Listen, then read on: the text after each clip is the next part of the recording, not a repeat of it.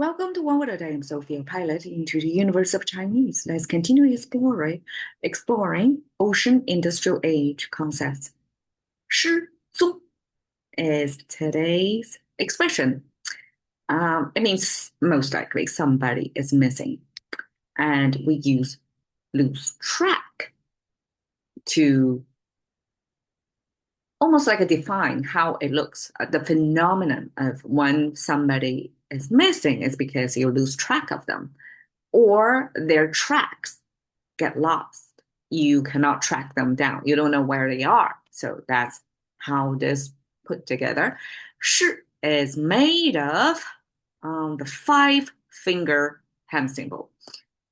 For the most part, Chinese, when we express some action or create a concept involving hand, but hand is not the main actor or the lead concept, then we just use three-finger hand symbol. When you see five-finger hand symbol with the tilted middle to the right side, which is a differentiator because the left side tilting what artificial, I guess. This is somebody who is kind of thinking about language, how the user experience is about when two things originated from different concepts.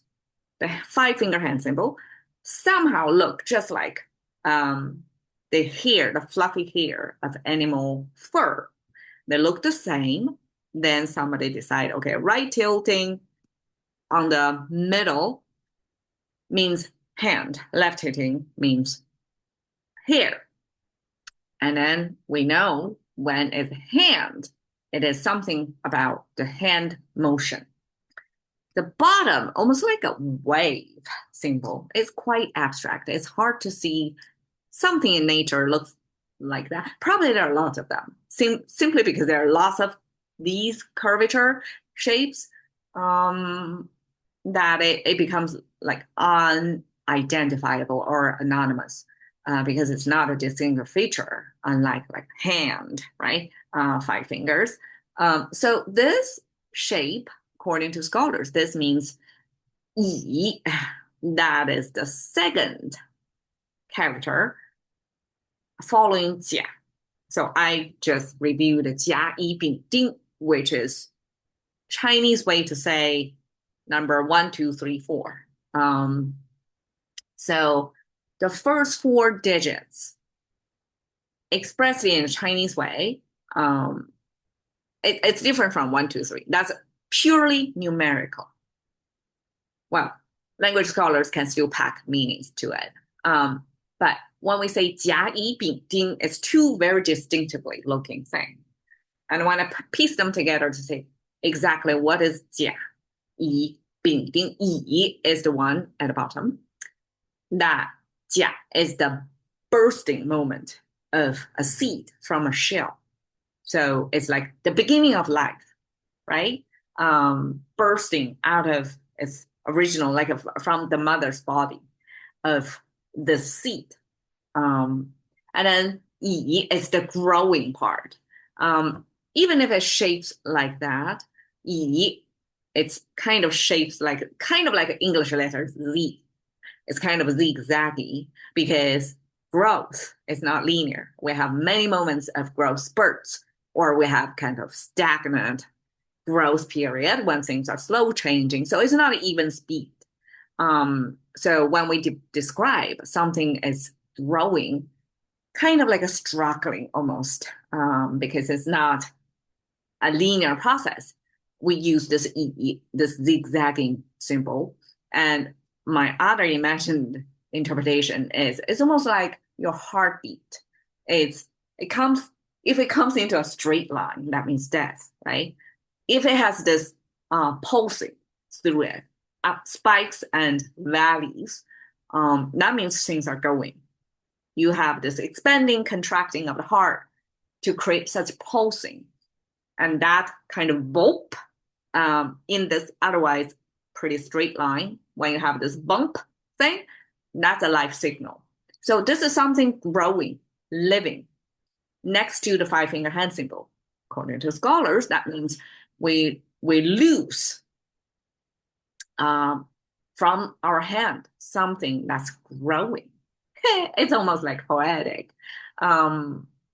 So as a parent, it's almost like you lose track of, like you cannot keep up with the growth of your child. So you kind of lose touch of how the growing things under your shelter or guardian that the child is growing out of you, kind of outgrow you almost, in a sense of they're more and more self-supervising, self-directing, doesn't really need your guidance much more. So in that sense, this hand next to this growing of things was used to explain or visualize what it means to lose.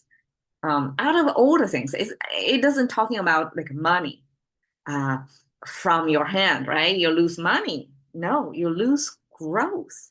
That's the biggest loss.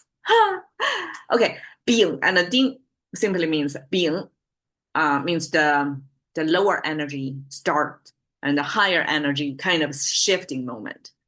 So if growing is still upward going, then this 病 would be the start downwarding trend.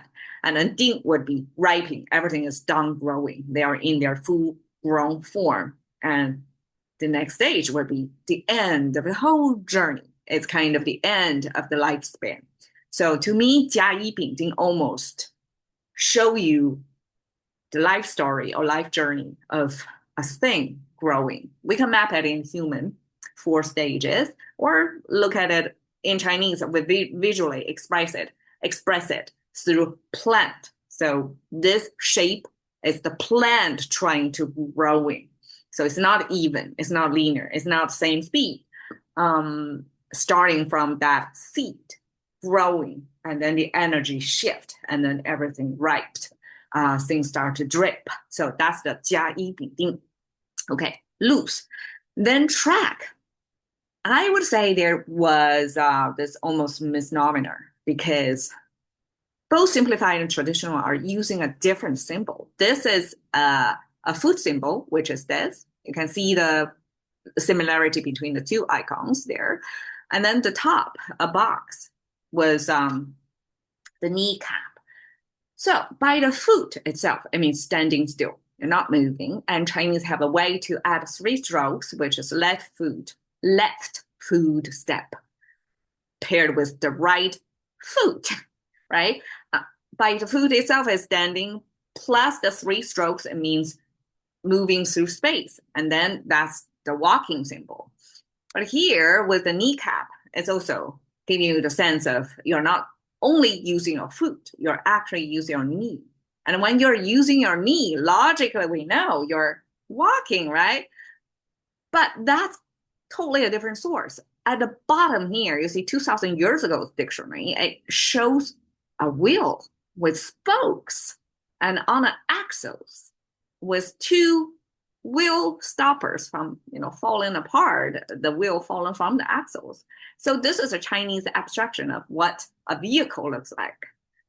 You no longer need to rely on food. You have other options of travel. So this vehicle traveling should be converted to here, but somehow during the evolution of the character, from the track of a vehicle, kind of the vehicle travel marks turn into human track, like a foot track.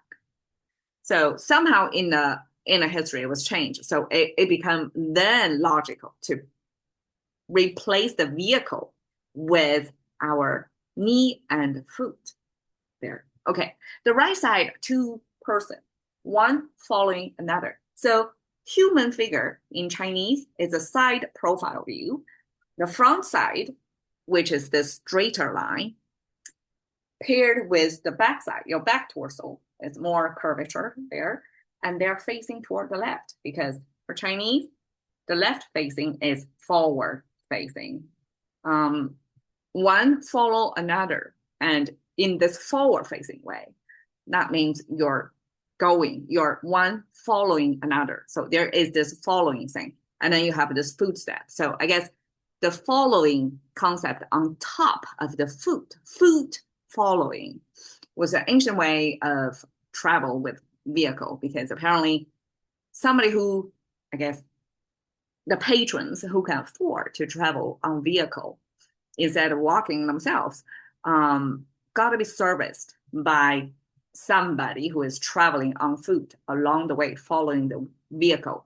So when you see the marks, you see next to the vehicle track mark, also the human foot mark there. Together, they create this track imagery, because if you travel on vehicle, even on horses, right, on any kind of thing, especially in ancient times, it's not like asphalt, paved road. It's dirt road everywhere, and it's easier to keep track. So this becomes the track marker. Okay, lose track is a Chinese way to say somebody is missing. So that's 失踪, 失踪. Okay, thank you for your time. See you another day.